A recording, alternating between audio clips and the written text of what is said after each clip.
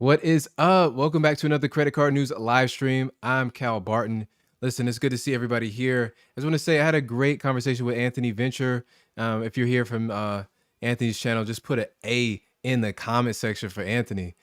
So we got Danny Boy, F Davis, Frontline, Recon Pro. I see you guys. Torch, I don't know the last name there. Torch, Sojas. We're going to talk about a lot of stuff here. Our Fantastic Life.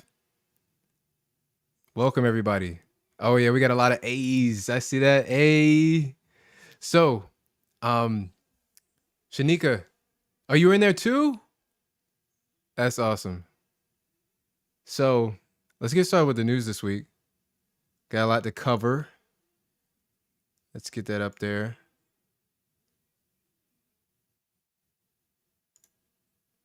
Boom. All right. So first is struggling with credit card debt.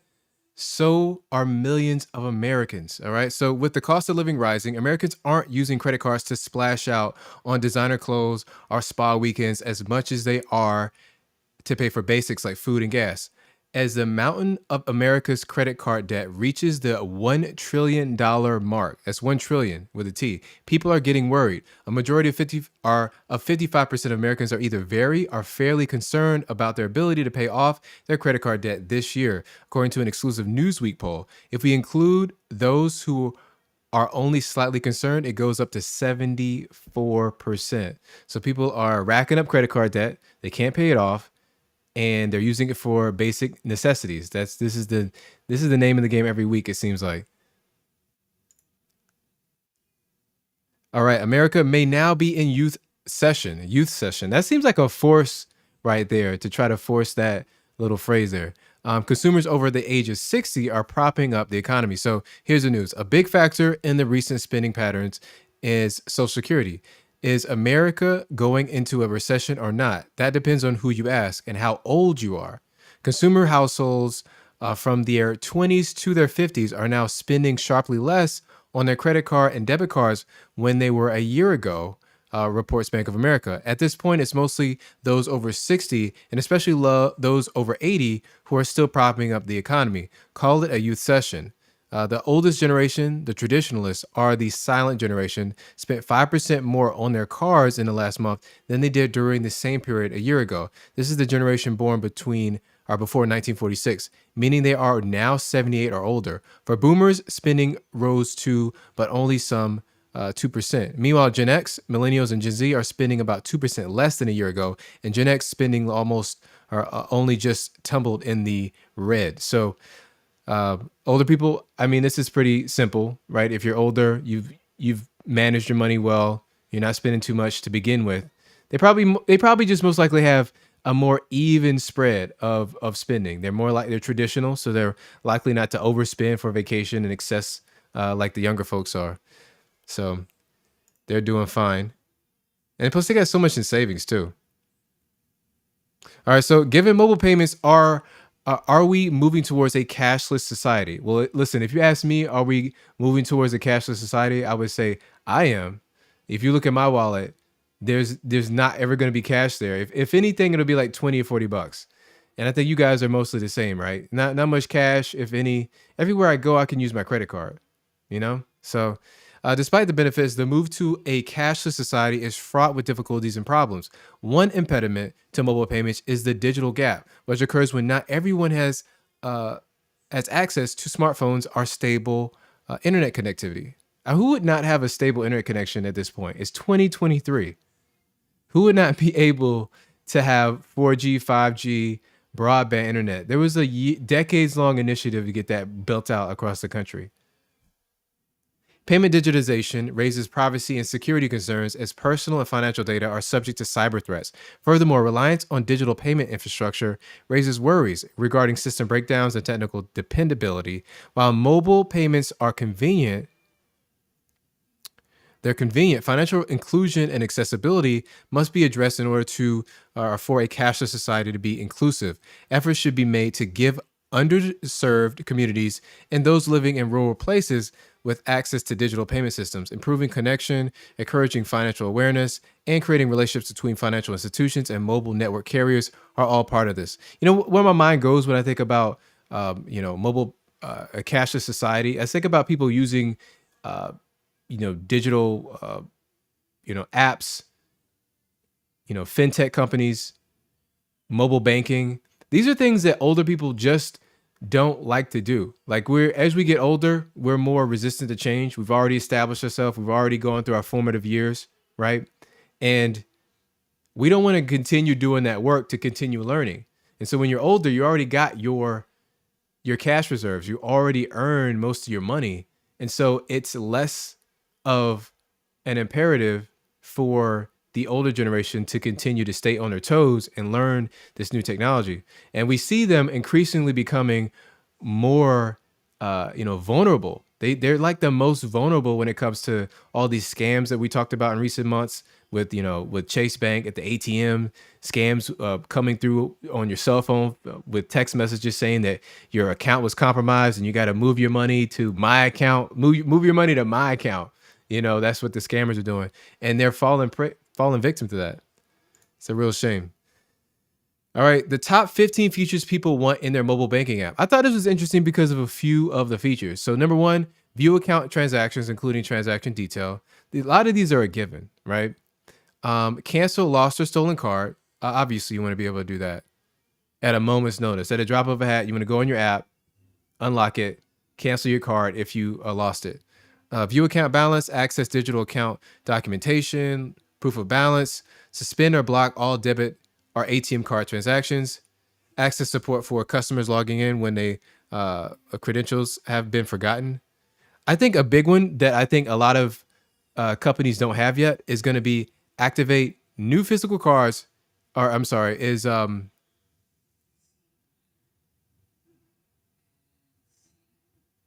there's one about virtual cards. Number 8, order a new replacement virtual or physical card independently of canceling an existing card. So I found that, a lot of the issuers are catching up with the virtual cards And, that was typically something that like only the Apple Card did, or some of the other fintech companies that were issuing kind of a new generation of cards, like the X1 card. They had really easy to use or easy to issue virtual cards. That's becoming more prevalent, I've seen, in banking apps. That's something that I like to see as well. Even though I don't use virtual cards too much, I usually use them for, um, you know, you know, trial periods for different different services that want to give you like 2 weeks free, 7 days free for a service, and you want to try it out, but you don't want to forget to cancel it. That's when I bring in the virtual card. I use a Capital One Eno for that purpose a lot, and it automatically cancels it for me. So I like having that feature.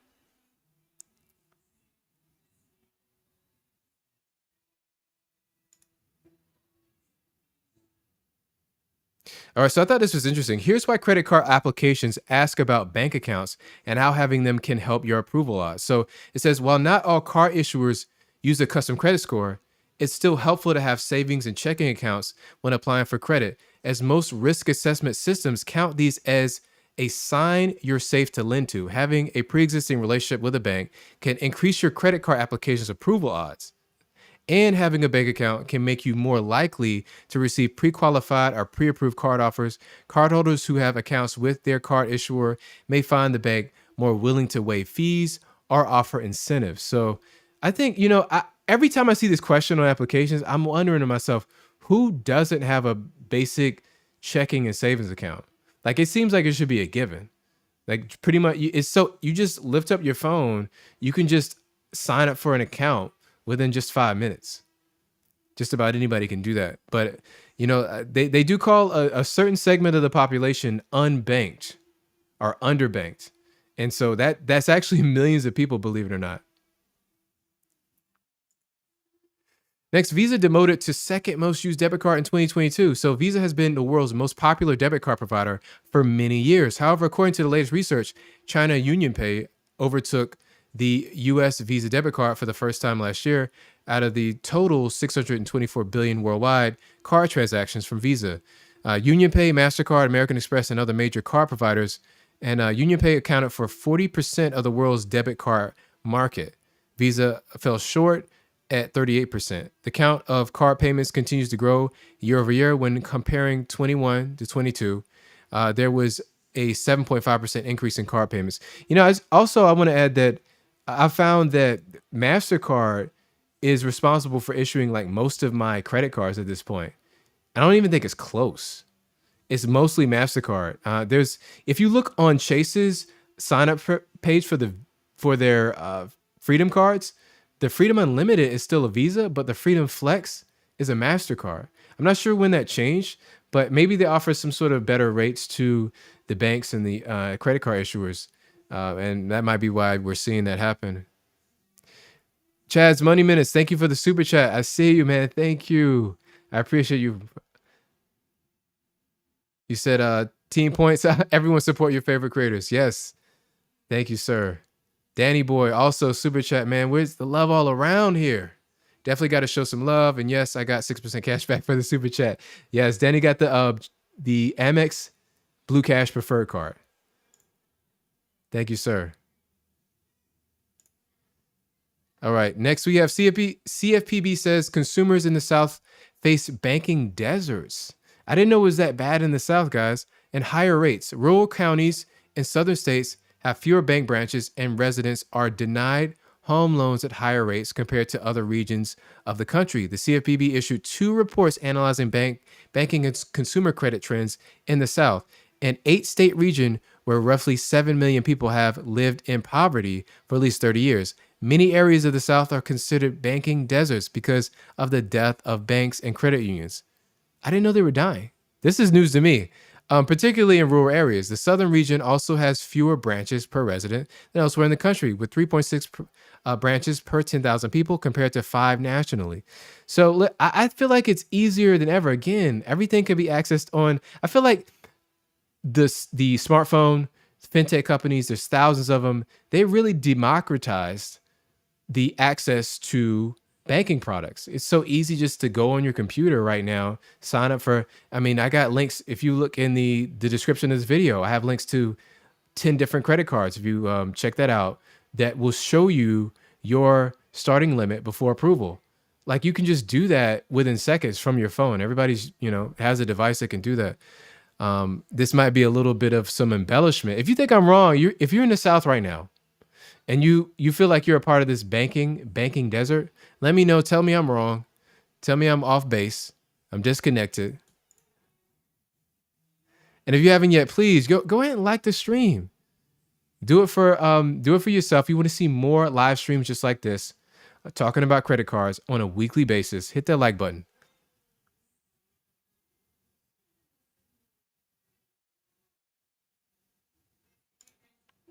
All right, next, I made $200 with my Citi Custom Cash Card in 8 months. So I shared this on my community page. I also shared this during my weekly newsletter. Guys, definitely check that out.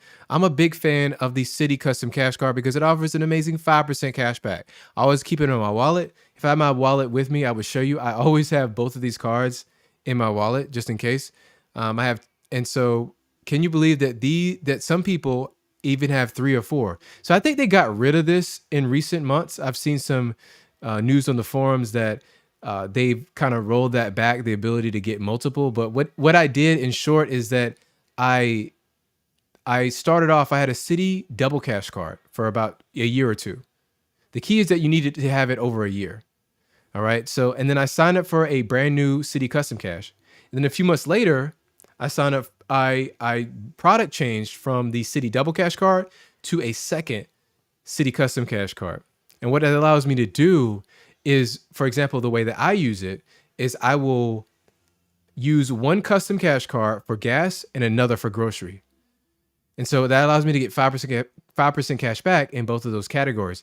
And the great thing about that card is that it will adjust to your spending patterns. So if I choose to 1 month spend most of my time dining out, then the Citi Custom Cash Card will go along with me and will apply that 5% bonus category to my dining spend. And so it allows me to get virtually $25 per card per month. And it really adds up quick. DJ Bruce Wayne, man, thank you for the super chat, man. You're always supporting. You said it's only right. I second that. Tap the metal card on the nearest card reader near you. Flex, baby. Tap that. Yes. I love a good metal card too.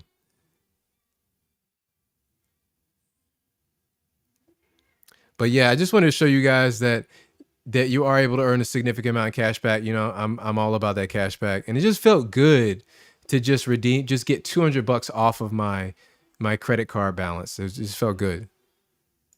So that's out there. Also, Upgrade gave me an $8,000 starting credit limit. So what I did was I went through a pre-approval. So this is what happened. Upgrade is often overlooked by many people, but it's definitely worth considering. With just a soft credit pull that will show you your starting credit limit. They also released a new card called the Upgrade One card, okay, late last year, which allows you to use it without paying any interest, unlike their other cards. If you're interested, I have a video that I made just a few weeks ago, maybe 2 weeks ago, that goes into more detail about the specifics of that card. And so what it is, it's a hybrid card that combines the features of a debit card, a credit card, and a line of credit. You have the options to pay immediately on a daily basis from your chosen checking account. So it can be your Chase account that you can pay from. Okay. And so if you do that, it will be interest free. And so what will happen is that it will pull from that checking account by noon the next day. And so essentially it's acting like a debit card in that case. Alternatively, you can choose to pay later with equal installment payments over a period of 36 months.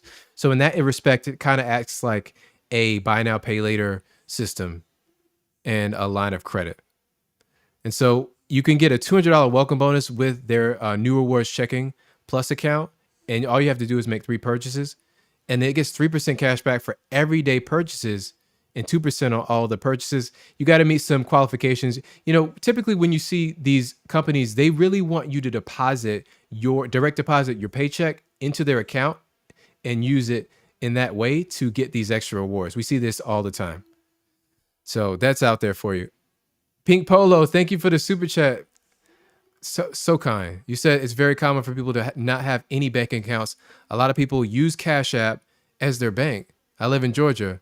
Our people get their checks deposit to debit cards through their jobs. Wow. Okay. See, you informed me. Thank you.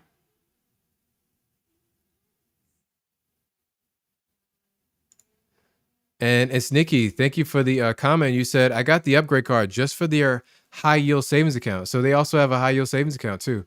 That's a really good point. Very fair point. So yeah, I have a link to them as well in the comments. It goes directly to them, but you should know that it won't display that card initially. So basically, they want your just general information to do the soft pull, and they'll display all the products that are available to you. And one of them should be, I would go for the upgrade one card because that's the only card that you can use without interest. So definitely go for that card. Next, Chase reveals Q3 categories. So this is something we missed last week, so I just want to go over this. If you have a Chase Freedom card, so if you have an OG Chase Freedom or the Freedom Flex, you're going to get bonus categories of gas stations, EV charging. That's for you, Anthony, for your Tesla. All right. And Chad, I think you got a Tesla as well. Select live entertainment. And those are the categories. You're getting 5% cash back up to $1,500 in spend on combined purchases, and that's per quarter. And one of the great things about the Flex card is that you have up until the 14th of the last month. So up to the 14th of the third month to activate that bonus category, and you'll get credit for all your purchases that you made in those categories. So it's good. Even if you forgot, you still be able to, get that extra cash back. Next, SoFi just launched a travel portal. So this is exactly what the title of the stream was. I'm a big SoFi fan. I've been with SoFi since, it's been like 4 years. It's been like 4 years. Okay. I had the SoFi credit card when it soft launched. So it was, I was actually kind of invited into the beta product a few months before they launched it to the general public. So I was into the SoFi credit card from the very beginning. And so SoFi launched SoFi Travel, a new feature that helps members with travel planning, and it's powered by Expedia. You can see that in the screenshot below. It allows you to easily search and book flights, hotels, and more within the SoFi app or website. It will be available to all members soon. With SoFi Travel, members can enjoy SoFi member prices on certain hotels, saving them 10% or more. They can also get additional discounts on bookings. And if they use the SoFi credit card, they earn unlimited 3% cash back rewards on their travel purchases. So to me, that's the big deal right there. You can earn 3% cash back because travel is a big spending category. Even if you plan a trip once a year, that trip could cost you $1,000, $2,000, $5,000 easy. If you have a one and done travel, a one and done setup, and you just want to roll with a 2% cashback card, and SoFi is it. Now you basically have a serviceable, I'll call it a serviceable travel credit card. It basically turned it into a quasi Wells Fargo autograph card. It's better in some instances because you're at least getting a base rate of 2% cash back. But now, I haven't utilized their travel portal many times to test it out. But if it's powered by Expedia, then that's a tried and true system there. And so you're probably going to be looking at competitive rates. Now they want you to use their travel portal, obviously, because they're making a little bit of money off that relationship. But it's interesting to see that a lot of these issuers are really competing to be like a travel agency. Like you see that happen with Capital One came out with their travel portal to match up with Chase and Amex. SoFi's doing it. So it seems to become like the industry standard at this point. So SoFi, big deal for SoFi. SoFi has really been a pain for me. I feel like the first year or two, they were new. They were the new on the block. They were doing like next day cash back. That's kind of normal now. The Apple Card came out. You can get cash back next day as soon as the statement or the transaction settles.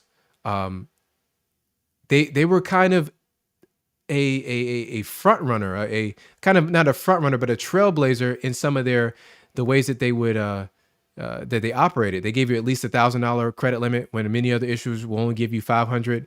And they have what I call the Amazon of products. They basically wanted to envelop you inside of their system of, checking account, savings, brokerage account, you know, loans, personal loans, student loans. They wanted to provide all that for you, which I thought was cool.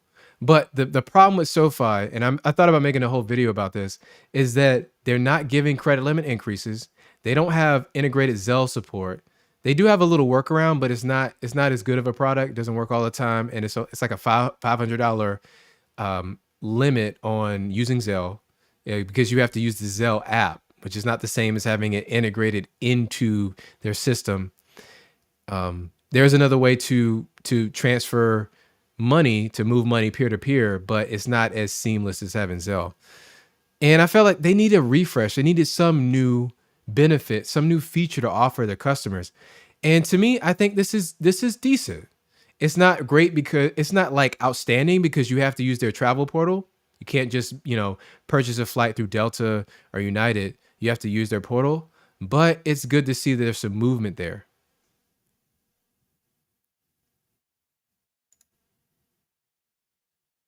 Next, Robinhood buys X1 credit card, and someone actually talked about this. One of the first comments. So Robinhood, the brokerage account, the company that democratized small,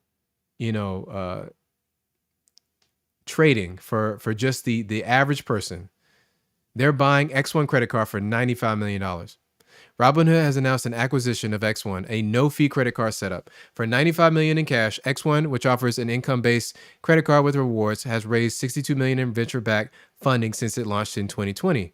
While X1's valuation is unknown, the purchase price may reflect the recent dip in fintech valuations. This move allows Robinhood to expand its product offerings and deepen its relationship with existing customers amid a slowdown in crypto trading and declines in its core trading business. The acquisition puts Robinhood in the credit card industry, providing interchange fee revenue. And so X1's co-founders will oversee the new business for Robinhood, and with their deal expected to close in the third quarter of this year. Listen, I think this might be a bad thing. I mean, it's not completely apparent. But, what does Robinhood know about running a credit card business? You remember when they tried to launch their debit card and their savings account, and there was a whole debacle. Like they said it was going to be 3% or something cash back on the card, or I think they were offering some super high interest rate, but they found out that the account wasn't like fully baked. They didn't have like FDIC insurance or something like that. I'm not sure where this is going. I think if you're not into Robinhood, which I'm not, they're obviously going to try to integrate the X1 card in Robinhood in some way. I bet you the first thing that comes to mind is that they're going to try to allow you to redeem your X1 card points into a Robinhood trading account. I'm not interested in that. Okay, so I want a better product.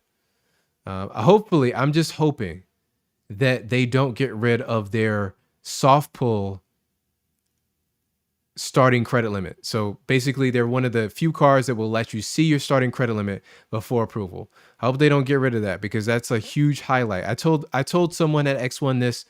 I spoke to a person in the X1 company that this was a huge deal for people, and hopefully they don't get rid of it. Robinhood, I don't see what Robinhood can offer that will make this card better.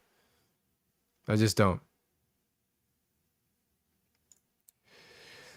Also, if you want to see your credit limit before approval, I also have links in the description. It's toward the top where you can get access to all the 10 different cards that I have revealed so far that will show your limit. This is Dover Federal Credit Union. I actually spoke with one of my audience members about this. He told me his opinion. He said that he was able to get his largest limit. I think he got like a $20,000+ limit. It was either $15,000 or $20,000 limit. He did have to, send in, proof of his income, proof of his, verify his identity. But after going through that process, it took maybe a week or two, he was able to get in the door and get that credit limit. So they do offer those limits, and they have a good customer service. So they'll treat you well over there at Dover Federal Credit Union. All right.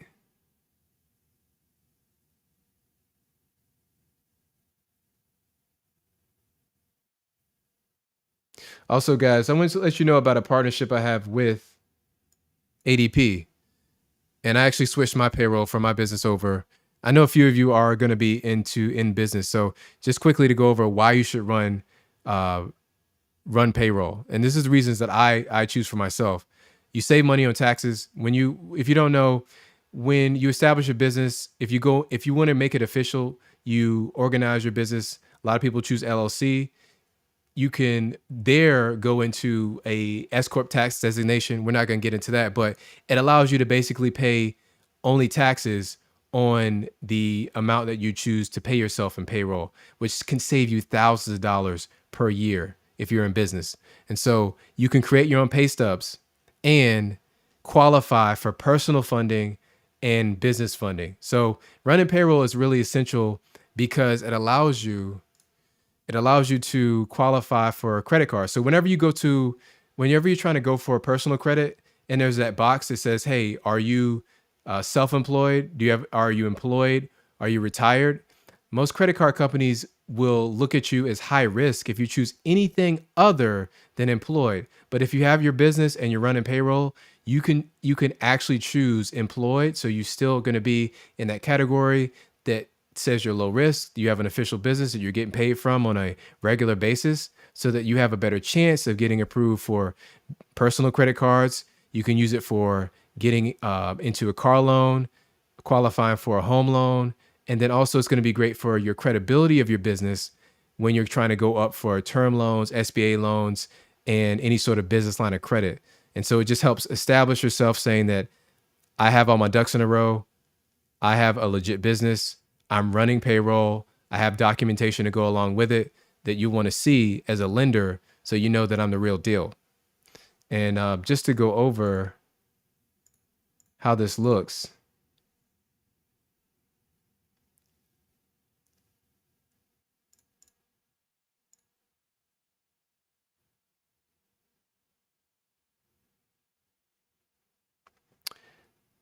Actually, I'll stop there. So guys, let's see what everybody's talking about in the comment section. What do you guys want to talk about? What do you think was the biggest story today? Do you think X1? Do you think it was SoFi? What are you most, I guess, excited about?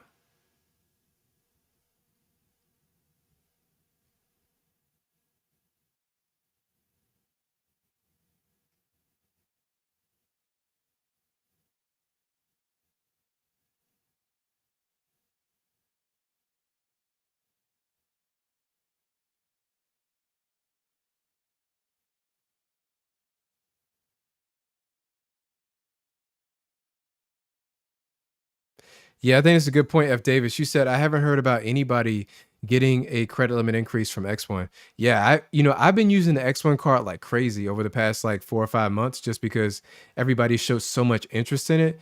And even though I've been using it, some months have been like multiple thousands of dollars on household spend, and I still haven't been offered an increase. And there's no button to request one. And so I think I've seen this be an issue with the fintech companies. They, for some reason, they are they don't allow credit limit increases. There's got to be some component of the way that they're structured, the fact that they work on top of a partner bank that doesn't allow them to do that, because SoFi is in the same boat. They don't allow increases. Danny Boy said, keep in mind, X1 were slashing limits like yours some time ago. So be happy it's still a high limit. Yeah, I think I'm lucky that I haven't had um, none of my cards have slashed their limits. That happens with Synchrony cards. It happens with, uh, FNBO, I know as a credit union, they are no FNBO is not a credit union. So FNBO is a bank over there in Nebraska and a few other states. They're known for slashing credit limits as well.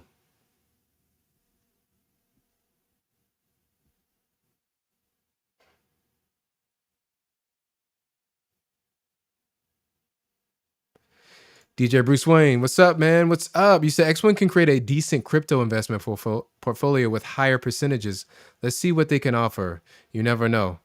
Yeah, I mean, listen, I'm open, and it's possible that they're gonna want to come out the gate, maybe revamp it and introduce something that's gonna be kind of eye popping. But just know, with any credit card, if sometimes they will introduce a new bonus category and then they'll roll it back. They actually change it. This is something I didn't know before I got into the credit card industry, is that they are kind of fluid. They will change up, or they'll switch up on you. They'll go out of business sometimes. They will close down cards. That happened to me with the Uber card. So definitely watch out for that, especially with these smaller companies.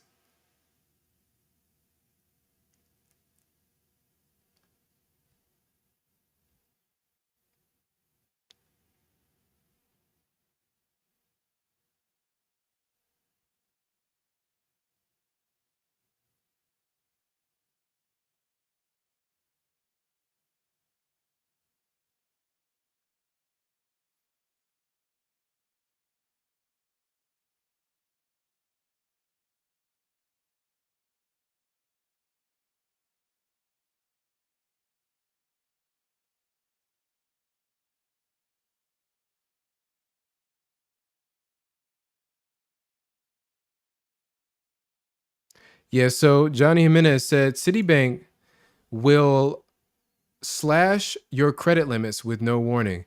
I haven't seen that. I think you're the first person to say that. I'm surprised. I recently raised my credit limit with Citi just like a month ago. I had my two custom cash cards. I was able to raise both of those limits at the same time. I think it was a total about $5,000. So I definitely was happy about that.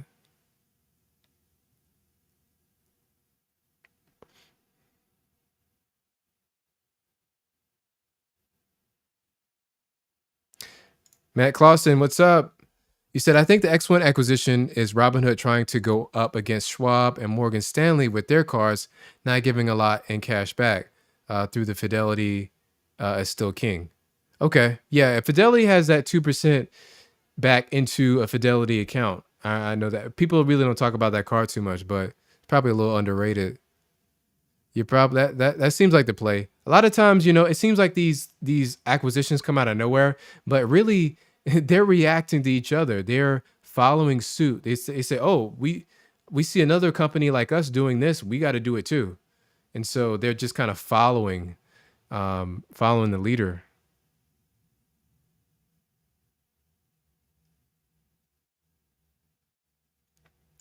All right, we got a new card here. We said, Jay Norris said, if anybody heard anything about Open Sky Gold card. Now, whenever I hear Open Sky, you know, my attention, my guard goes up, because Open Sky is known to be like kind of a predatory, secured card that gives you like an annual fee for no reason type of deal. I mean, let me look that up real quick. I'm going to see this Open Sky Gold card. No deposit required. Let's check it out. Let's check it out together.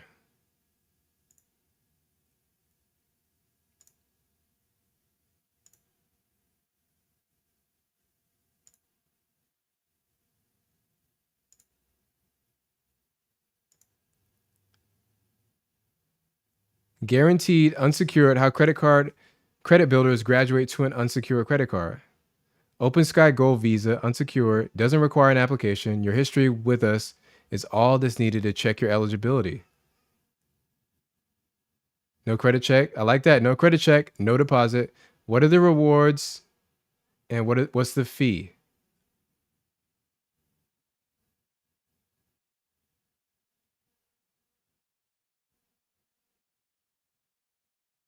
See, here we go. Low annual fee. There we go. That's an issue there. That's an issue. You don't need to pay an annual fee for one of these cards. I would say, generally speaking, for a credit card, let me get out of here.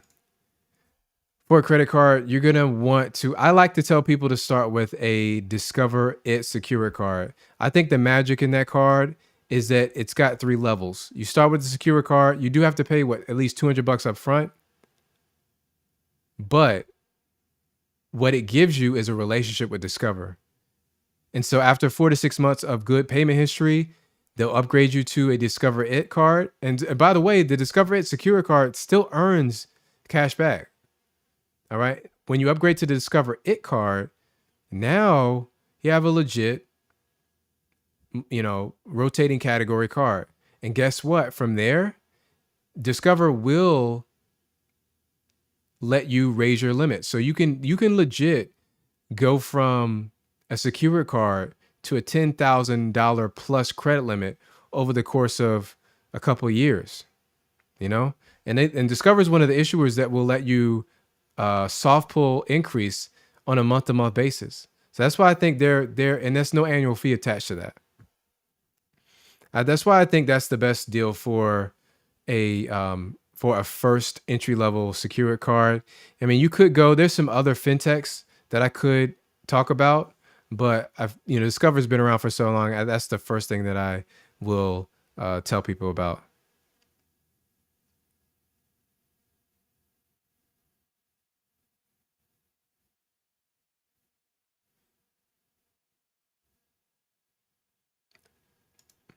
So did anybody get a credit limit increase this week? I just want to talk. I'm going to shout you out. If you got an increase, let me know. And how much was it? And what card was it? Because sometimes people leave that out. What card did you get an increase on? How much was it? So we can congratulate you. And F. Davis, man, thank you. F. Davis coming through. You said, great stream as always, and love the stream with you and Anthony Venture. Keep the collaborations with other creators coming, sir. Okay. Yeah, man. Listen, I'm always open to collaborating, and I think that's a good idea.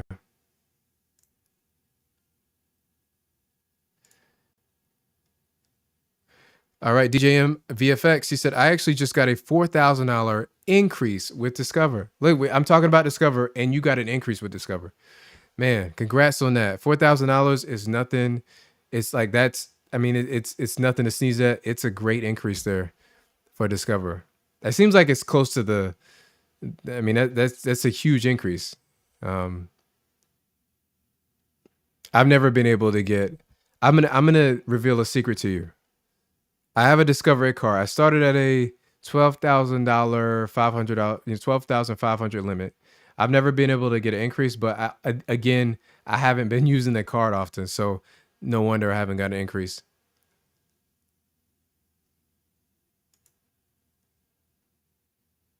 All right, Dog and what's the name here?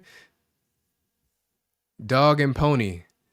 All right, are you part of the Dog and Pony show? No credit limit increase, but I got 2 new metal cards this week. You got the Curve card and the Built card. Go power combo. You know what? I want to look into this. It's coming back to me. I have the Curve card myself, and I need to refresh my memory on Curve because they must have been doing something new. Every time I check their website, I feel like I don't see any new information. I've had this car for like 6 to 8 months. But it's plastic. It's flimsy plastic. Right? Why do I don't have a metal card? I like a service like this, like Curve. Here's my thing. And I haven't used my Curve card in a while, so correct me if I'm wrong. But the Curve card I found was hit and miss with the categories. I was using it at the gas station, and I thought it was going to go to one of my custom cash cards, and that's the way I was using it. I was using it basically as a automatic city custom cash card, and so it would just route the purchases for gas and groceries to the right card. But it never worked like that. It would route or label those transactions as like general spend or something like that, and I would never get the appropriate bonus. But if you got it working, I think you're probably using the 30-day rewind feature with the built card so that you can get the 2x bonus anytime throughout the month, which is cool.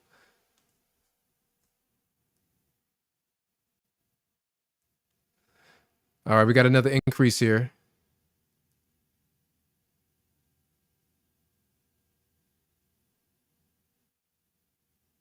Multiple increases.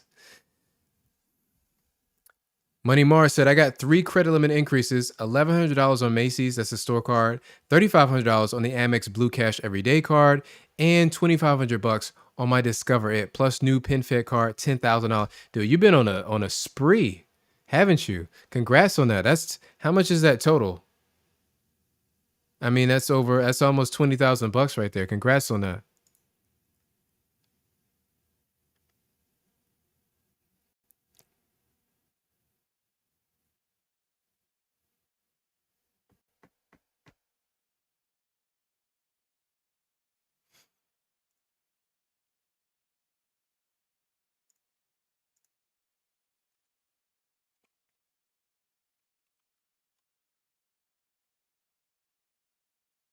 Guys, PinFed, I just want to say quick note about PinFed is that they're recently, within the last year or two, they opened their doors up to everybody. So anybody can apply. It's nationwide, and it's one of the better, larger and better credit unions to get to establish a relationship with, and they will give you high limits. You can work your way up to a $25,000 limit easy within just a couple of years. PinFed is a good one to go to. A lot of rave reviews for PinFed.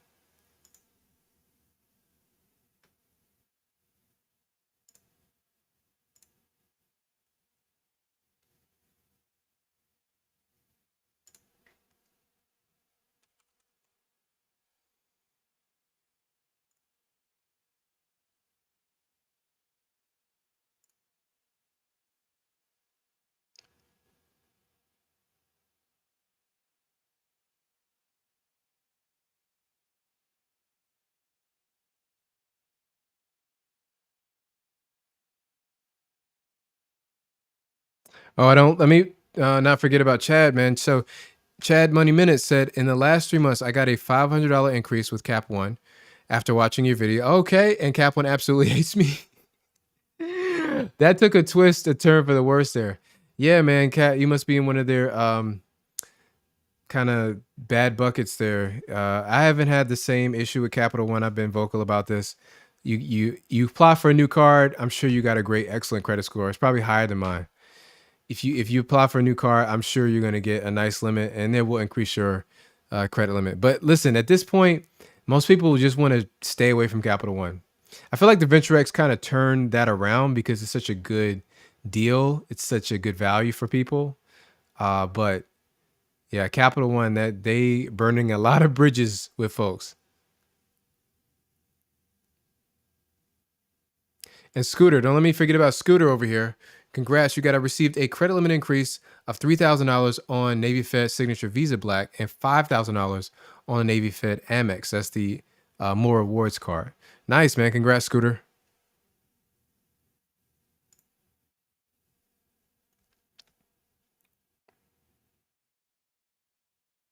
Oh, Anthony said, still waiting for Built to allow mortgage payments in any word. So let's talk about Built real quick.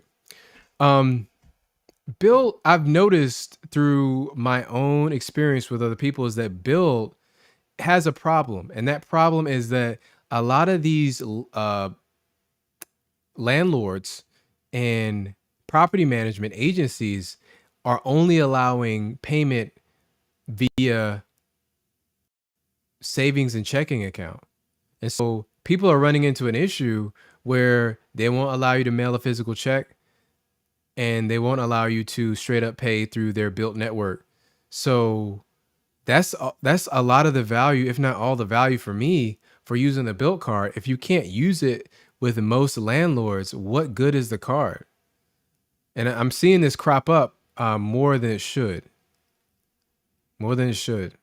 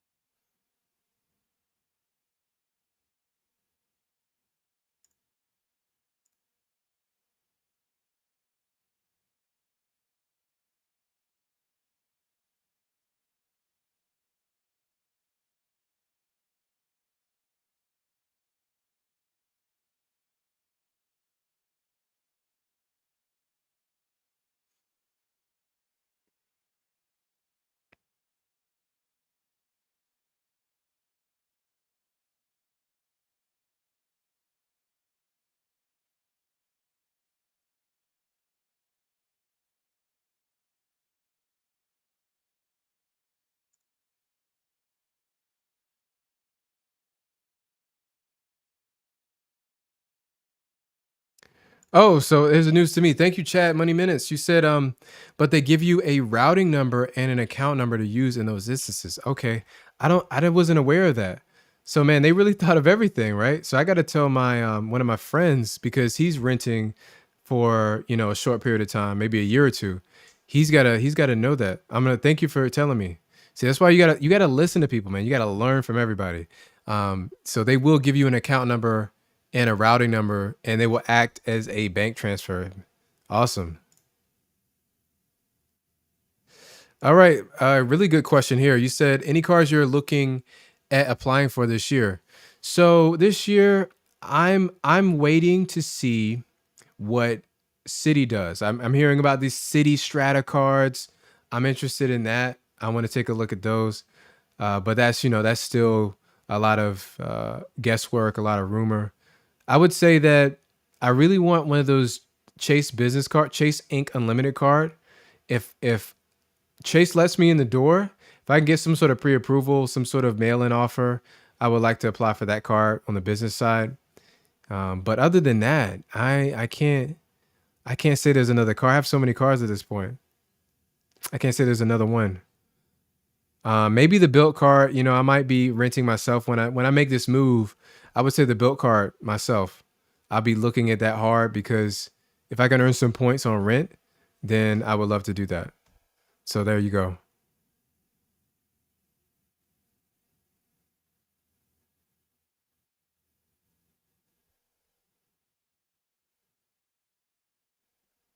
All right, so let's talk about it. You're looking for so Freza says looking for a new car with a high starting limit.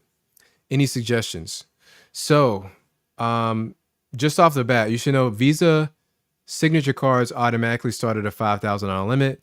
Visa Infinite cards automatically start at a $10,000 limit. So if you have excellent credit, the Capital One Venture X is going to automatically give you a $10,000 limit, and a lot of people are getting approved for 20 and 30,000 off the bat. So I currently have a $23,000 limit with the Venture X. Other cards that will start you off with a high limit, you might want to go on the credit union side. Maybe, like I discussed, the Dover Federal card, Dover Federal Credit Union. They might start you out pretty high. PenFed, maybe. PenFed is really known for starting you out, getting to know you, and then raising you up pretty high.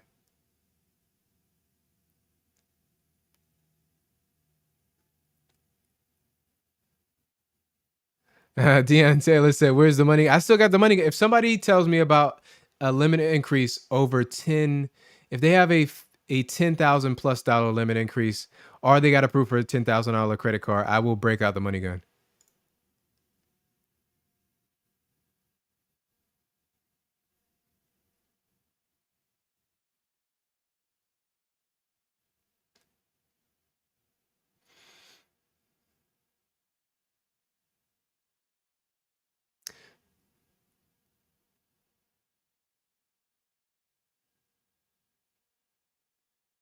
All right. ISO Junior said, "Hey Cal, highly recommend the Chase Inc. Business Premier. The card earns 2.5% cash back after purchases above $5 or 5 grand every year." Okay. I thought the Premier has an annual fee, right? Sometimes it's hard for me to kind of wrap my head around, how am I going to earn above, that annual fee? And I thought it earned points. I have to take a second look at that. All right, somebody listen. Somebody pulled my card just now. I hope you guys are telling the truth here. Scooter said I got the I did. I was approved for a $15,200 limit with the Chase Sapphire Preferred, and we got another approval. I got a $12,000 card from Venmo. Little talked about card from Venmo. Venmo's pretty good. I just want to okay. And then CJ, what's up, CJ? Welcome to the stream. You said I got like a $10,000 credit limit increase with Discover many years ago. I don't remember the exact number though. All right, so let's get it. For all those credit limits, here's the money gun.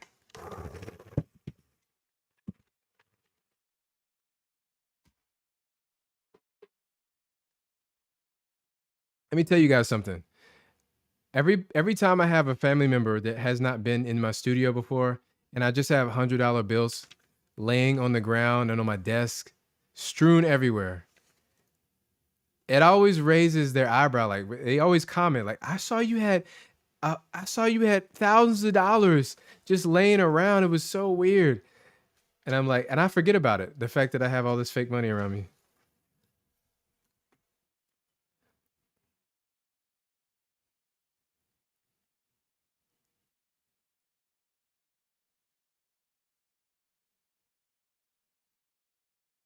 Congrats to Crypto, Dolphin, Super Bowl, and Scooter on those limit increases.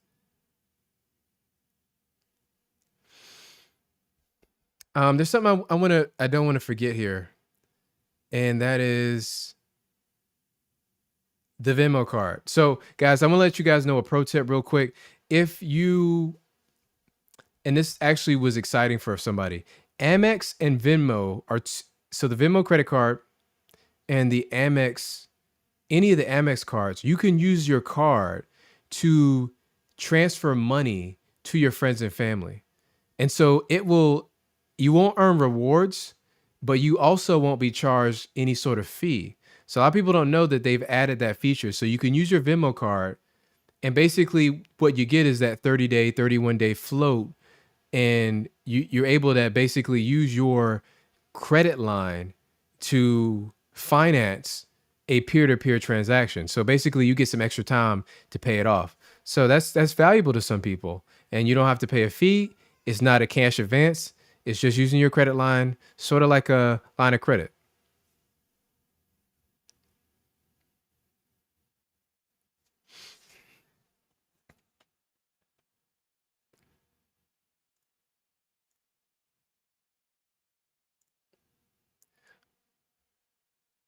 And Gray House, oh, this might be one of the larger ones.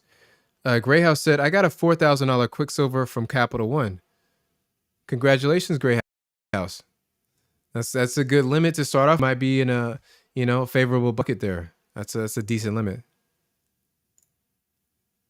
Yeah, just real quick, I'm gonna show you guys. Shanika, I'm glad you brought that up. You said didn't know that. Let me just quickly show you, just so you know it's real.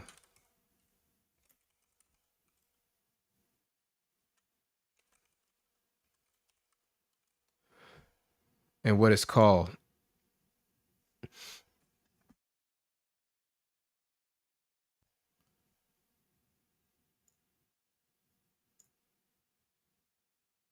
I can load it up here.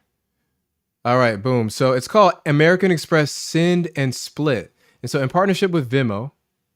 Oh, you can't see it. Here we go. Boom. Let's take that off.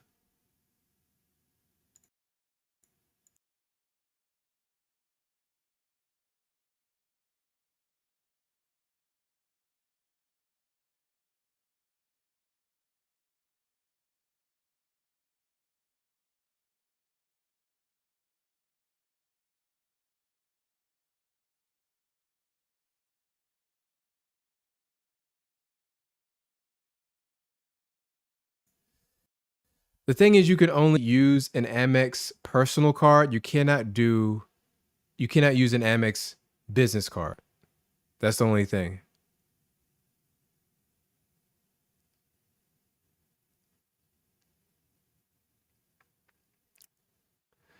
Oh, Shanika, yeah, we don't have. I still need to figure out how to get the music back. I'm using a different software to stream, so um, the music. I had issues with it being too loud, so I kind of just took it out altogether until I could get it right. I want to get it just right.